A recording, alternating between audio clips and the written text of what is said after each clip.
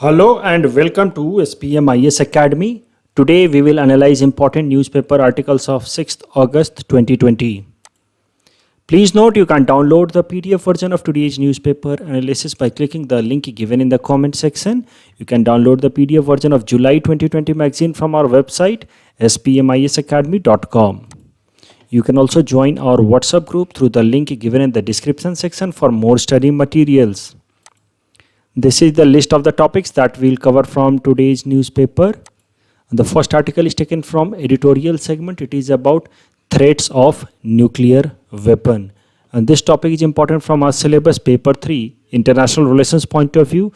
And the ideas discussed here can be also utilized by political science optional students. सबसे पहले इस article का background समझते हैं. तो आज 6 अगस्त है और आज से 75 years ago on this particular day itself, a nuclear bomb was dropped by the US on Hiroshima city of Japan. तो इस कारण से आज का डे हिस्टोरिकल है.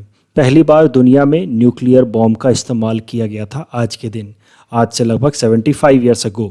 और 3 दिनों बाद another city of Japan, Nagasaki, was targeted.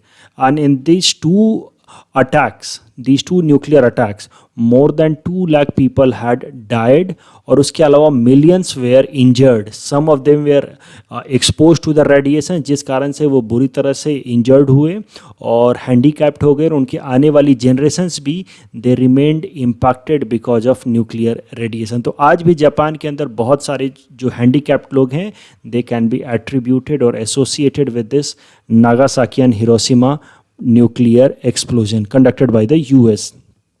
उस टाइम में जब हिरोशिमा में ये बॉम्बिंग की गई थी, उस टाइम में हिरोशिमा सिटी के आसपास के सारे स्ट्रक्चर्स पूरी तरह से डिवास्टेट हो गए थे. ये अकेला एक ऐसा स्ट्रक्चर है that survived to some extent. इसका नाम रखा गया फिर atomic bomb dome in Hiroshima. और अब इस बिल्डिंग को 1966 में ही डिक्लेयर कर दिया गया था as a UNESCO world heritage site. Please revise it. It was declared as a UNESCO World Heritage Site in 1996. तो हो सकता है कि इस साल आने वाले प्रीलिम्स एग्जाम में ये पूछ लिया जाए. अब उसके बाद से लेकर के अब तक, जैसा कि मैंने आपको बताया, 6 अगस्त 1945 was the first time nuclear explosion in this world. और तब से लेकर के अभी तक कई सारे देशों ने दुनिया के न्यूक्लियर वेपन्स बना लिए हैं. और उस कारण से ये आर्टिकल में बताया गया है that the world has become much more vulnerable. अब दुनिया में कितने सारे देशों के पास कितना सारा न्यूक्लियर वेपन है.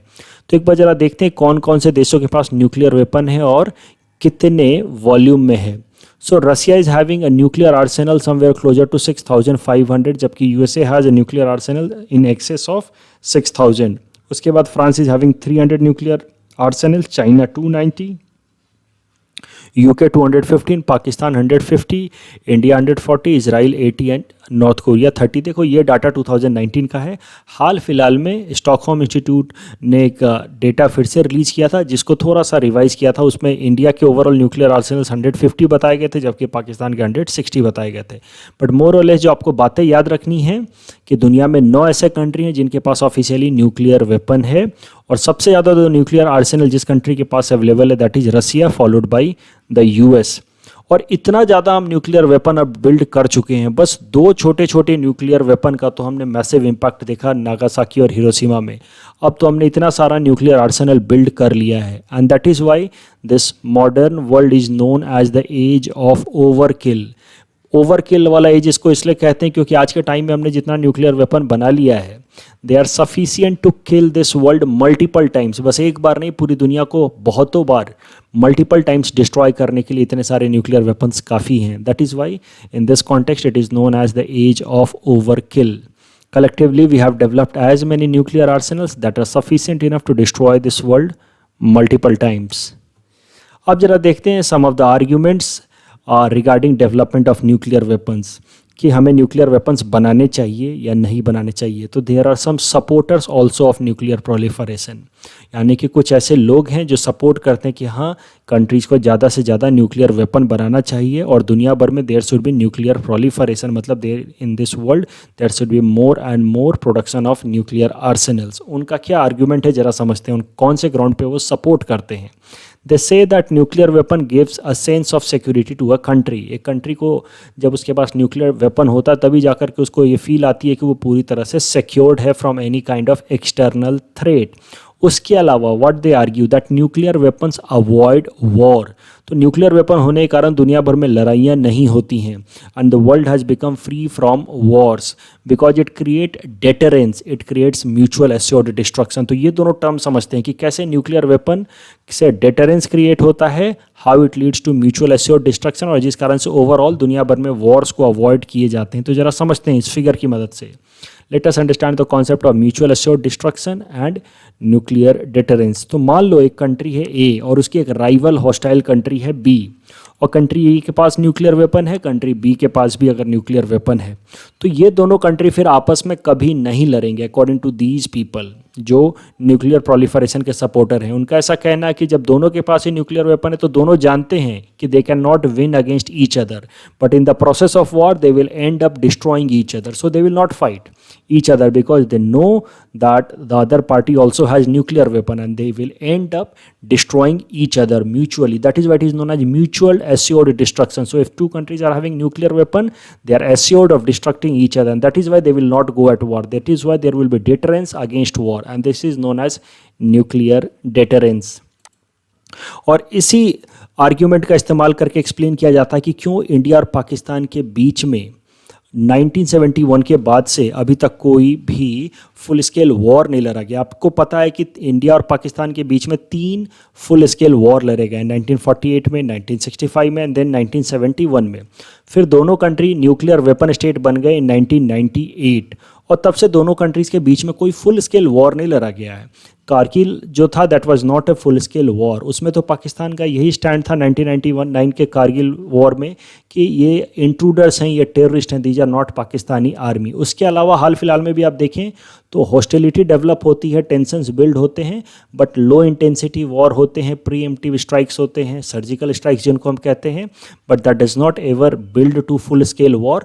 और जो ये एक्सपर्ट्स हैं, जो सपोर्टर्स हैं न्यूक्लियर प्रोलिफरेशन के, उनका मानना है कि this does not build in to full scale war because both countries are nuclear weapon states. So they know that if they engage into full scale war, nuclear weapon might be used by one country against other, and in that case there will be mutual assured destruction, and this nuclear deterrence avoid war between India and Pakistan.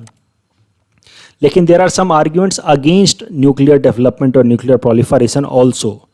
Some of the critics of nuclear proliferation, let us see what they argue. They argue that not necessary that always the world countries and world leaders will make rational decisions. Look, mutual assured destruction, nuclear deterrence, ये तो तब काम करेगा ना जब जो head of the state है, जो पावर में है, वो इंसान सोच समझ करके डिसीजन ले, रैशनल डिसीजन ले।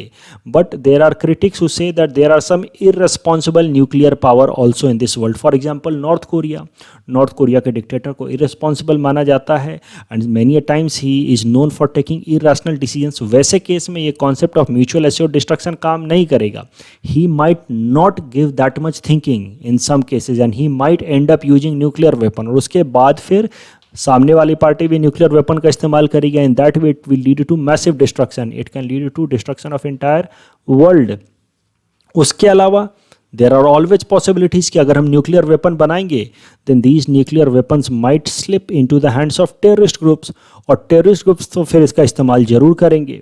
तो इसको हम कहते हैं nuclear terrorism. So if nation countries, if nation states keep on building nuclear weapons, there is always a possibility or threat of nuclear terrorism, and in that case nuclear weapon will be used. And there are also possibilities of nuclear accidents. अगर हम nuclear weapon बनाएंगे तो हो सकता है कि गलती से हमसे एक्सप्लोजन हो जाए, एक्सीडेंट हो जाए, so that possibilities are also there, and that is why the critics of nuclear proliferation say that there is a need of complete disarmament of nuclear weapons. हमारे पास जो भी दुनिया भर में न्यूक्लियर वेपन्स हैं उनको पूरी तरह से हमें ख़त्म कर देना चाहिए, क्योंकि न्यूक्लियर वेपन अगर होंगे तो that is threat for the world countries in one way और द अदर।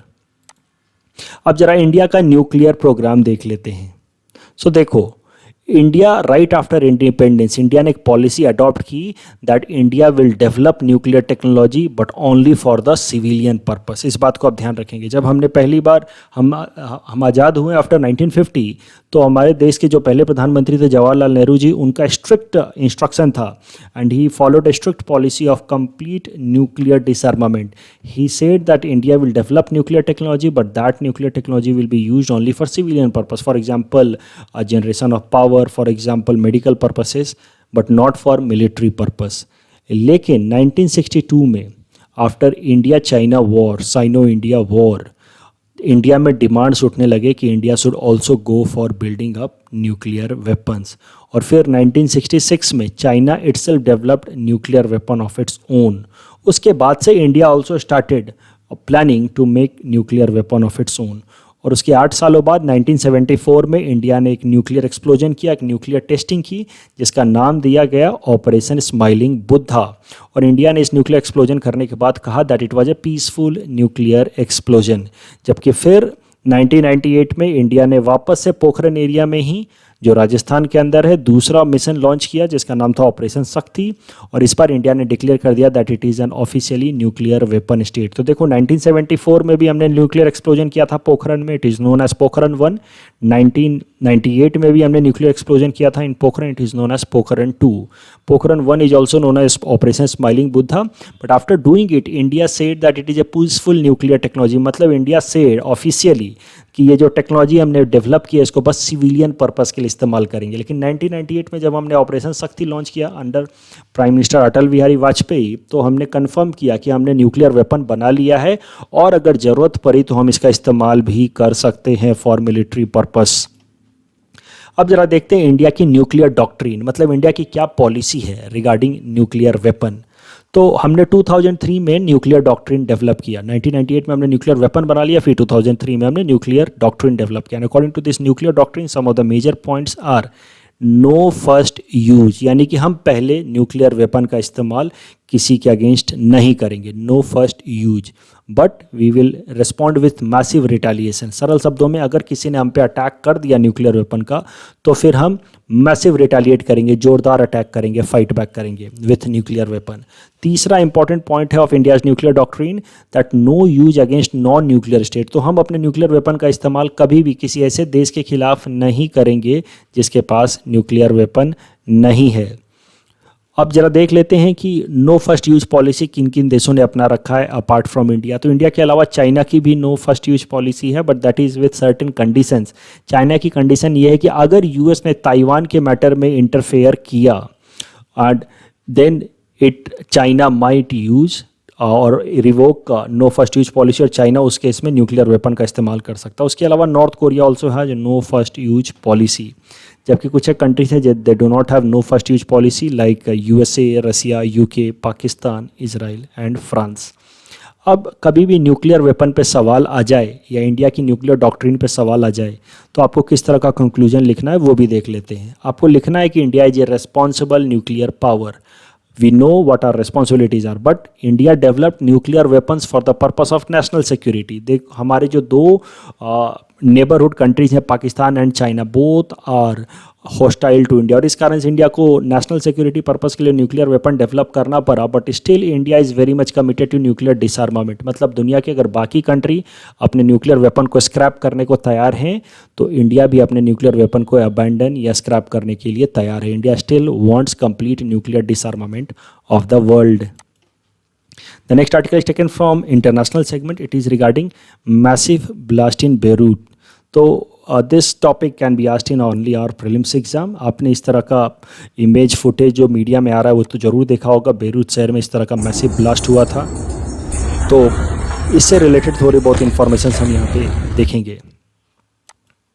सो जरा देखते हैं initial assessment of the government से इसकी अभी देखो फाइनल अभी तक कंक्लूजन नहीं हो पाया कि आखिर इस ब्लास्ट के पीछे कारण क्या है.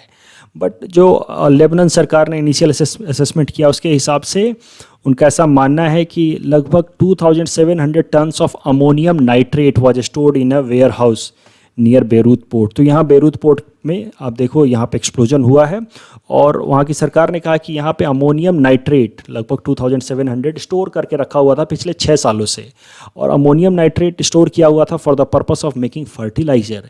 लेकिन अमोनियम नाइट्रेट एक तरह का एक्सप्लोसिव भी है और 6 साल पहले इसको एक कार्गो शिप से पकड़ा गया था where it was getting smuggled. तो वहाँ के बाद 6 साल से यहाँ के एक वेयर हाउस में इसको स्टोर करके रखा गया था and that ultimately blasted presently. तो it was not explosion by any terrorist group, ऐसा मानना है वहाँ की लेबनान की सरकार का। अभी भी यूएस का क्लेम करना है कि it was an attack by a terrorist group only, but देखते हैं, अभी तक ये फाइनल आउटकम आया नहीं है कि व्हाट वाज द रीजन। अब जरा देखते हैं स्केल ऑफ डैमेज। तो till now 135 people have lost their life and more than 4000 people have been injured. जबकि अगर प्रॉपर्टी वाइज बात करें तो damage has been more than of $3 billion. जैसा कि मैंने आपको बताया, this question can not be asked directly in your mains exam, but there can be question in prelims regarding mapping of this region. तो prelims में अक्सर इस तरह के सवाल आते हैं कि ये रीजन कहाँ है, ये रिवर कहाँ है, इस तरह के सवाल आते हैं। वो रिवर वो क्वेश्चन जो होते हैं मैपिंग के, they are not random, they are linked with the places in news. तो जो प्लेसेज न्यूज़ में होते हैं उनके आसपास के एरियाज़ के रिगार्डिंग वो मैपिंग का सवाल पूछते हैं। तो सबसे पहले देखो, Beirut city capital city of Lebanon है and it is a port city, it opens in the Mediterranean sea. तो लेबनान के वेस्टर्न साइड में मेडिटेरियन सी आप देखो, और ये बेरूत सिटी एक पोर्ट सिटी है जहाँ पे ये एक्सप्लोजन हुआ है। और अगर आप लेबनान को देखें तो Lebanon shares boundary with 2 countries, Israel यहाँ पे आप देखो and Syria on the other side. On the western front it opens into Mediterranean sea. कुछ और एक चीज़ें आसपास के मैपिंग में देख लेते हैं। देखो, लेबनान से एक इम्पॉर्टेंट टेरिटरी बॉर्डर शेयर करता है, ये है गोलान हाइट। देखो, Golan height was territory of Syria till 1981, but in 1981 Golan Height was illegally captured by Israel from Syria. तो this Golan Height is a disputed territory between Syria and Israel. इससे related UPSC prelims में 2015 में already सवाल आ चुका है regarding Golan Heights. उसके अलावा आप देखो यहाँ पे sea of Galilee, sea of Galilee से हो सकता है इस साल सवाल पूछ लिया जाए। सी ऑफ गैलीली भी इसी रीजन में है और सीरिया और इजराइल और गोलान हाइट्स के बीच में पड़ता है। सी ऑफ गैलीली एक फ्रेश वाटर लेक है, तो हो सकता है इस तरह का सवाल पूछ ले, आपको बोल दे sea of Galilee is a salty water lake, that statement will be wrong. और जो जॉर्डन रिवर है that passes through this sea of Galilee, जो जॉर्डन और इसराइल के बीच का बॉर्डर बनाती है, very important for this year. The next article is taken from national segment. It is about economically weaker section quota case. Supreme Court prefers or refers anti-economically weaker section quota plea to 5 judges bench. This topic is important from our syllabus paper 3 Indian polity point of view. सबसे पहले background समझते हैं। तो पिछले साल हमारी parliament ने 103rd amendment to the constitution करके एक नया तरह का रिजर्वेशन लाया था हमारे देश के अंदर। That reservation was brought for economically weaker section category students. Under this amendment, 103rd amendment, 2 new articles were inserted, Article 15(6) and Article 16(6). And with this, 10% reservation was provided to economically weaker section candidates from unreserved category. तो वो candidate जिनको अभी तक कोई भी reservation किसी भी category में नहीं पड़ते थे और अगर वो इकोनॉमिकली वीकर हैं, so now they can be provided 10% reservation in both central as well as state governments employment provisions.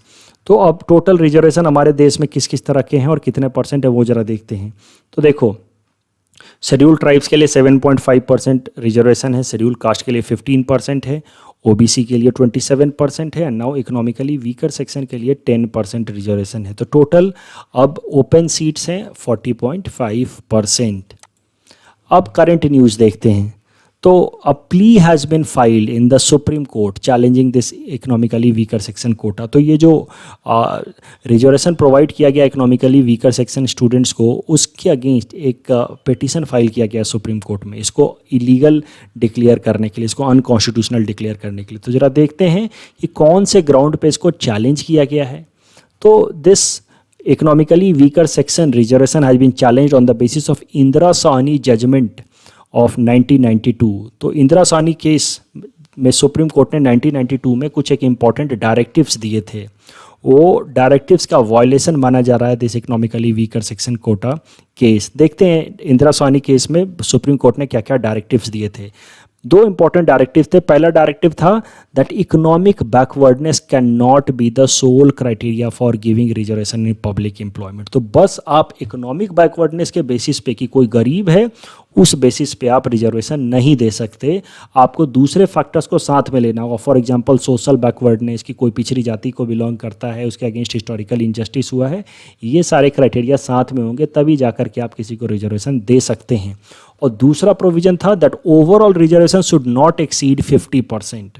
तो ओवरऑल रिजर्वेशन 50% से ज़्यादा नहीं होना चाहिए, वो एक्सीड कर सकता है 50% से ज़्यादा but only in some extraordinary circumstances. लेकिन सरकारों को 50% से ज़्यादा रिजर्वेशन देते टाइम में बहुत ज़्यादा कॉशस होने की ज़रूरत है और इसको इन जनरल अवॉइड करने की ज़रूरत है। 50% से ज़्यादा रिजर्वेशन करने से जो ओपन कैटेगरी के स्टूडेंट्स हैं they will develop a sense of alienation, तो वो आपको नहीं करना चाहिए इन जनरल। ये दूसरा डायरेक्टिव है इंदिरा सोनी केस ऑफ 1992। अब जरा देखते हैं करंट न्यूज़। तो जब ये पिटीशन फाइल कर दिया गया सुप्रीम कोर्ट में challenging this economically weaker section reservation provided, तो अब सुप्रीम कोर्ट ने इस पे फैसला सुनाने के लिए एक 5 जजेज की बेंच कॉन्स्टिट्यूट किया, 5 जजेज बेंच। और सुप्रीम कोर्ट ने कहा है कि since it is a matter of substantial question of law that is why a 5 जजेज बेंच विल हियर दिस। तो आपको ये पॉइंट भी समझना चाहिए, the matter of substantial question of law.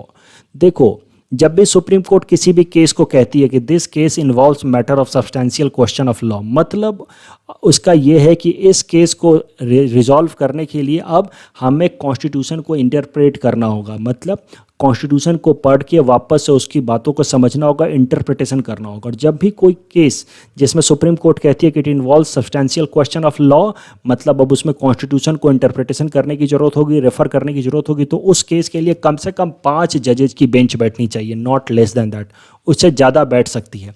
This 5 जजेज bench when they sit for resolving any matter on substantial question of law they are also known as constitutional bench, क्योंकि अब ये कॉन्स्टिट्यूशन को पढ़ेंगे और उसके हिसाब से समझने की कोशिश करेंगे। So now the constitution will be interpreted and on that basis this decision will be made. The next article is taken from Assam segment. It is about bell metal industry of Assam. This topic is important from our syllabus paper 6 Assam economy point of view. तो देखो ये article में बताया गया है कि because of covid and associated lockdown Assam की कई सारी इंडस्ट्री सफ़र कर रही हैं, स्ट्रगल कर रही हैं, including the bell metal industry of Assam. अब जो बेल मेटल इंडस्ट्री में इन्वॉल्व जो हमारे आर्टिसंस हैं, जो कारीगर हैं, they are struggling very badly for the economic और एम्प्लॉयमेंट पर्पसेज। और इस कारण से कई सारे यूथ जो पहले बेल मेटल इंडस्ट्री में एम्प्लॉयड थे, now they have started to migrate out of Assam, they are going to states like Kerala in search of employment. और इस कारण से इन बेल मेटल इंडस्ट्री के आर्टिसंस हैं, उन्होंने रिक्वेस्ट किया असम सरकार को कि वो कुछ फाइनेंशियल पैकेज रिलीज करे for revival and survival of this bell metal artisans. एक बार जरा बेल मेटल इंडस्ट्री के बारे में देख लेते हैं। इनसे रिलेटेड ऑलरेडी मेंस में सवाल पूछा जा चुका है, पिछले ही मेंस में एपीएससी मेंस में सवाल पूछा है। तो बेल मेटल इंडस्ट्री के बारे में जरा देखते हैं। देखो, bell and brass metal is a traditional craft in Assam. तो ये ट्रेडिशनल टाइम से, पुराने ज़माने से इसको किया जा रहा है। It is part of the Assam culture. ऐसा माना जाता है कि bell metal industry in Assam flourish since the Mauryan period, यानी कि 4th सेंचुरी BC से ही बेल मेटल इंडस्ट्री असम में है। लेकिन इसका जो रिटन एविडेंस हमें मिला है कि bell metal industry was in Assam, उसका रिटन एविडेंस मिला है हमें 7th सेंचुरी AD का। When we find in history that Kumar Bhaskar Barman who was a king of Kamrup at that time, उन्होंने एक बेल मेटल आइटम कांक्षा पत्र गिफ्ट किया था उस टाइम के नॉर्थ इंडिया के किंग हर्षवर्धन को। तो ये हिस्ट्री में प्रॉपरली डॉक्यूमेंटेड है। इससे एक बात तो पता चलती है कि 7th सेंचुरी AD में असम के अंदर bell metal industry was flourishing. अभी बेल मेटल इंडस्ट्री हाल फिलहाल में अभी के प्रेजेंट टाइम के असम में कहाँ कहाँ पे ज़्यादा पॉपुलर है, कहाँ कहाँ पे ज़्यादा यहाँ पे आर्टिसंस इसमें इन्वॉल्व हैं, वो भी ज़रा देखते हैं। So these are mainly located in Sarthebari town region of Barpeta district as well as Hajo region of Kamrup rural district. और यहाँ के जो बेल मेटल आर्टिसंस हैं they make very high quality of utensils, सराइज, ग्लासेज एंड प्लेट्स। और ये bell metal and brass metal जैसा कि मैंने आपको बताया it is part of cultural tradition of Assam that is passed from one generation to another generation. तो कई जनरेशन से लोग इसमें लगे हुए हैं और इस कोविड-19 के कारण अब लोग जो कई जनरेशन से इसमें लगे हुए हैं वो धीरे धीरे इस एक्टिविटी को छोड़ करके असम से बाहर माइग्रेट कर रहे हैं। इस कारण से असम सरकार को कुछ करना चाहिए in order to revive this bell metal industry, otherwise this traditional art form will be lost. The next segment is personality in news. We have now recently included this segment. तो जो भी important personality होगी उनको हम discuss करते चलेंगे from prelims exam point of view. तो this news is about Ibrahim Alkaji. He recently passed away. He was a very popular theatre actor. He is also known as father of Indian theatre. And he remained director of National School of Drama for many years. He was the first recipient of Roopved Pratishtan's Tanveer Award of 2004 for his lifetime contribution to the theatre. And he was awarded Padma Vibhushan in 2010 for his contribution to Indian theatre. हो सकता है इनसे related prelims में सवाल पूछ लिया जाए. In our segment Target UPSC Prelims 2020, today we'll cover topic number 599 to 600. Topic number 599 is about 6 plus 2 plus 1 group. The 6 plus 2 plus 1 group is has been developed for a regional effort to support peace in Afghanistan. The 6 neighbor countries are China, Iran, Pakistan, Tajikistan, Turkmenistan and Uzbekistan, while global players are United States, Russia and Afghanistan itself. तो ये 6 country हैं जो neighbourhood country हैं, ये 2 global players हैं US और रसिया, उसके अलावा ये 1 represents Afghanistan. Please attempt this question that is based on topic number 599. Topic number 600 is about sustainable infrastructure partnership. United Nations Environment launched a sustainable infrastructure partnership in 2018 as a platform to promote and support integrated approaches to sustainable infrastructure planning and development. Please attempt this question that is based on topic number 600. अब please note कि हमने 600 topics cover कर लिए हैं. बहुत ज़्यादा topic cover करने से बाद में रिवीजन में भी हमें प्रॉब्लम होगी, तो अब हम लोग इस सीरीज़ को यहाँ पर डिसकंटिन्यू करेंगे. ये जो 600 टॉपिक्स हमने डिस्कस किए हैं इनको हम लोग एक जगह कंपाइल करके आपको PDF फॉर्म में रिलीज़ कर देंगे ताकि आप उसको रिवाइज़ कर सकें. आपका जो UPSC एग्ज़ाम है वो 4 अक्टूबर को है, तो आपके पास सफिशिएंट टाइम है कि ये 600 टॉपिक को आप रिवाइज़ कर लें. ये 600 टॉपिक्स प्लस जो हमने पिछला 1 साल का करंट अफेयर्स आपको कराया है, अगर आप उसको अच्छे से करके जाएंगे तो उम्मीद है कि आप कई सारे जो करंट अफेयर्स के सवाल आते हैं, लगभग 40% सवाल करंट अफेयर्स के आते हैं, आप उनको कर पाएंगे. This is the answer of question number 596 to 598 that we had given in yesterday's newspaper analysis. Today's question can be attempted by students and you can submit the answer in the comment section. We will be sharing answer of these questions in tomorrow's newspaper analysis. That's all from our side for today. Thanks for watching.